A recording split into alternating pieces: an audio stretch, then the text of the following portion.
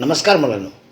आज आपण भूगोल या विषयातील पाठ क्रमांक 6 महासागराचे महत्त्व या विषयी आपण मागील पाठात मीठ कसे तयार होते याविषयी आपण माहिती पाहिलेली आहे. आज आपण महासागराच्या पुढील भागाला सुरुवात करत आहोत. माहीत आहे का तुम्हाला, सागर सान्निध्यात लाभलेल्या प्रदेशात हवामान सम असल्यामुळे मानवी लोकसंख्येची घनता या भागामध्ये जास्त असते.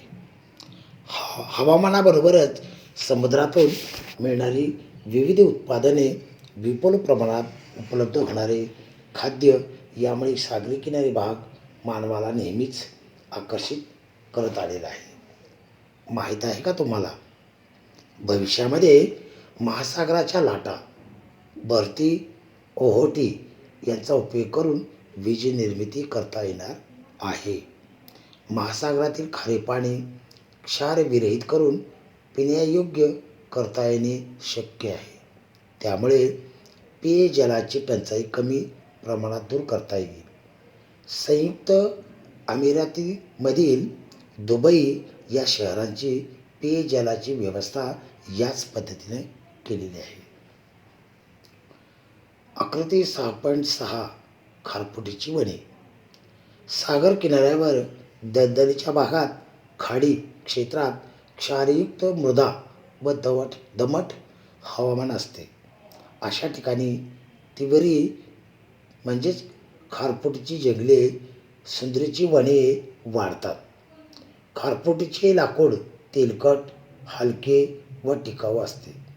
इंधनासाठी व नाव तयार करण्यासाठी या लाकडाचा उपयोग होतो. खारफुटीच्या वनामुळे किनारी भागास महाकाय लाटापासून संरक्षण मिळते. तसेच या वनांच्या प्रदेशात सागरी जैवविविधता संरक्षित राहते. या वनांच्या शेजारी शहरे असल्यास या वनांना शहराची फुफ्फुसे असे म्हणून ओळखले जातात. शोधा पाहू, नैसर्गिक मोती कसा तयार होतो? कोणता सागरी जीव मोती तयार करतो त्याची माहिती मिळवा. भारतात असा जीव कोणत्या सागरी प्रदेशात आढळतो त्याची माहिती घ्या. महासागर व संसाधने. महासागरातून मीठ, मासे, शंख, शिंपले यांसारखी उत्पादने मिळतात. हे आपण मागे बघितलेलेच आहे. या व्यतिरिक्त सागर तळातून लोह, शिसे, cobalt, sodium, manganese, chromium, zinc इत्यादी खनिज पदार्थ मिळतात. खनिज तेल व नैसर्गिक वायू देखील मिळतो. मोती, पोवळे यासारखे मौल्यवान वस्तू, शंख, शिंपले यासारख्या शोभेच्या वस्तू तसेच औषधी वनस्पती देखील आपल्याला महासागरातून मिळतात. महासागर व वाहतूक. महासागरामधून सर्वात स्वस्त अशा वाहतुकीचा पर्याय उपलब्ध झालेला आहे. जलमार्गाने जहाजे, ट्रॉलर, बोटी, नावा यातून मोठ्या प्रमाणात मालवाहतूक केली जाते. आकृती 6.8 जलमार्गाने मोठ्या प्रमाणात आंतरराष्ट्रीय व्यापार चालतो. सागर किनारा लाभलेल्या स्पेन, नॉर्वा, जपान यासारख्या देशांना सागरी मालवाहतुकीमुळे महत्त्व मिळालेले आहे. सागरी प्रवाह जलवाहतुकीच्या दृष्टीने महत्त्वाचे आहेत. जलवाहतूक शक्यतो सागरी प्रवाहाला अनुसरून केली जाते, कारण त्यामुळे जहाजाचा वेग नैसर्गिकरित्या वाढून वेळेची व इंधनाची बचत होते. जलमार्गाने माल वाहून नेण्याची क्षमता इतर मार्गाच्या क्षमतेच्या तुलनेत बरीच जास्त असते.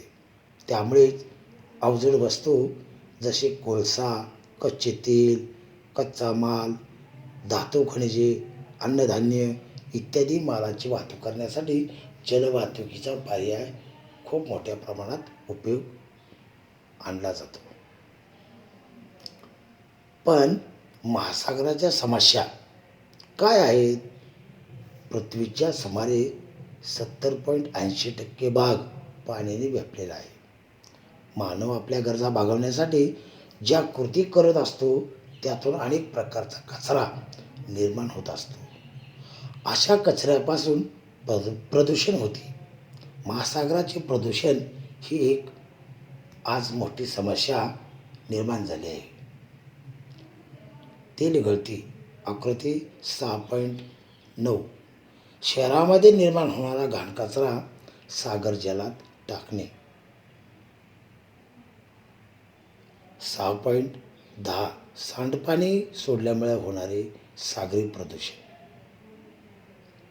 जहाजातून टाकले जाणारे साहित्य, मासेमारीचा अतिरेक, किनाऱ्यावरील खारफुटी जंगलतोड, पाणसुरुंगामुळे होणारे विध्वंस, उद्योग व शहरे यातून सोडले जाणारे सांडपाणी.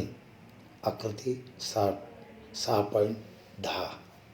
समुद्रातील उत्खननामुळे होणारे प्रदूषण. या सर्व बाबीमुळे महासागराच्या पाण्याचे प्रदूषण होते. काही किनारपट्टीचे प्रदेश तर जलचरांसाठी मृत्यूंचे सापळे ठरत आहेत. अनेक जलचर नामशेष होण्याच्या मार्गावर आहेत. उदाहरणार्थ निळा देवमासा, समुद्री कासव, डॉल्फिन इत्यादी. मुलांनो, हे नेहमी लक्षात ठेवा, पृथ्वीचा जास्त भाग पाण्याने व्यापला असून त्यातील बरेच पाणी खारे आहे. हा खारट पाण्यात असलेल्या सजीव सृष्टीला मानवाच्या कृतीमुळे व प्रदूषणामुळे धोका होईल अशी कृती आपण टाळूया किंवा टाळल्या पाहिजेत. महासागर आपण सर्वांनी वाचवूया. तर मुलांनो, अशा प्रकारचे हा पाठ संपलेला आहे. या पाठाखालचा स्वाध्याय वहीमध्ये सोडवा व हा पाठ पुन्हा एकदा वाचन करा. नमस्कार.